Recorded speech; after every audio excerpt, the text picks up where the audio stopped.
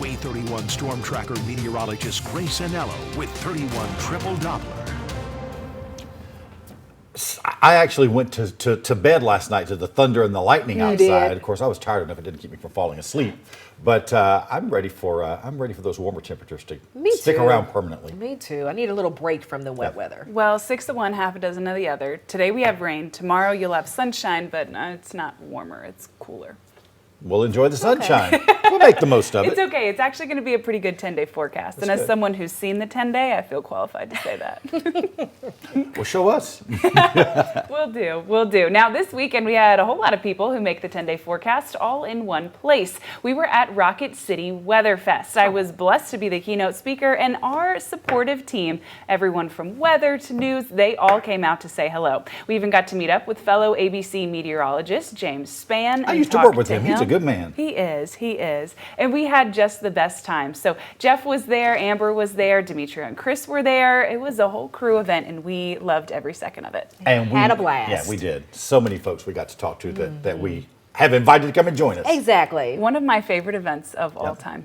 All right, let's take a look at 31 Triple Doppler. Let's get to that rain first thing this morning. The scattered showers that you're looking at, don't worry, those are tracking south and east. All the rain and thunder that Chris mentioned that he saw and heard last night, that was from this system. And those green polygons, those are flash flood warnings. So the system packing a punch really all across the Bible Belt and continuing to track south and east. A little bit closer to home, conditions are significantly drier. The only ones of us who are seeing rain are south and east of I-59. The rest of the Tennessee Valley is remaining primarily dry this morning, and we will for our morning time commute, but not for much longer after that. Now, the Tennessee Valley does remain in a level 1 out of 5 risk for severe weather today. That severe weather risk is ahead of gusty wind. Like we talked about, we'll be dry as you're on your way to work. However, by 9:30 in the morning, we'll have more rain coming into the Tennessee Valley. The system is tracking from our south, which means it's ushering in warm and saturated air, making conditions muggy and humid throughout the day today. By noon, a stronger line of storms develops in Muscle Shoals, which continues to track north and east through the afternoon.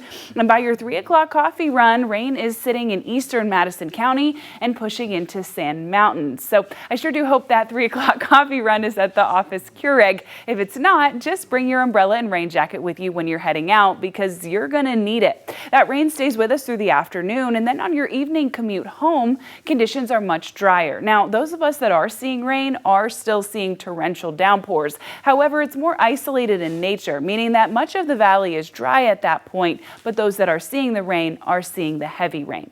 That system stays with us, tracking east through dinner time and even some leftover rain through bedtime.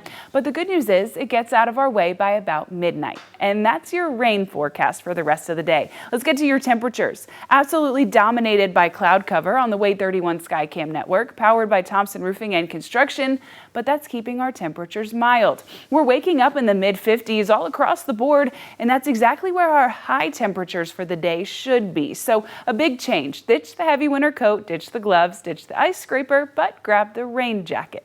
Our high temperature today, 63 degrees and well above average. By the time we get to tomorrow, we're much cooler, talking about only 54 for our high temperature, but a whole lot of sunshine on tap.